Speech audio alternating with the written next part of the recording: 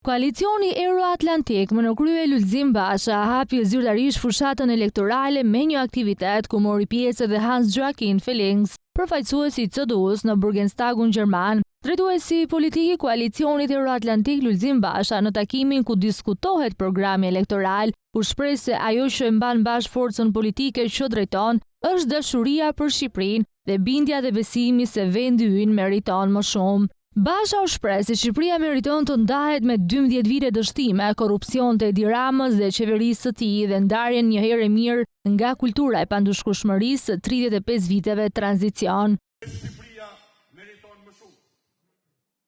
Se Shqipëria meriton të ndahet me 12 vjet dështime, korrupsion e mashtrime të Edi Ramës e qeverisë së tij.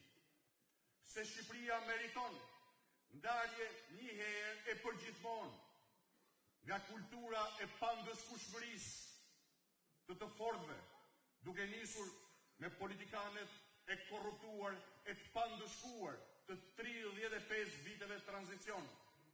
Se Shqipëria, pas më shumë se një gjenerate, një brezi të tërë tranzicion, meriton ta mbyll derën e tranzicionit dhe ta hap derën e progresit, e të integrimit, e të shpëtimit vendit nga korrupsioni, të zhvillimit ekonomik.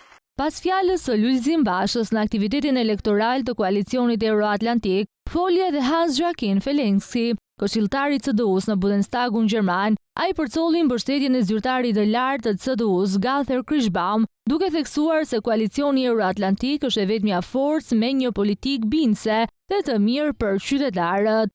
Koalicioni Euro-Atlantik është e vetmja forcë politike në këtë vend që ofron një politikë bindëse, realiste, të realizueshme dhe mbi të gjitha të mirë për njerëzit e këtij vendi.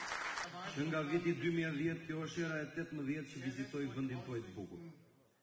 Jam bashkuar me koalicionin Euro-Atlantik sepse dua të angazhohem për të sjellë Shqipërisë një politikë moderne dhe të ndershme.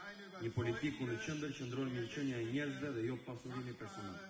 Hans-Joachim Felix u shpreh se përparimi kundër korrupsionit është arritur vetëm fal punës së SPAK-ut, pavarësisht pengesave nga qeveria dhe parlamenti.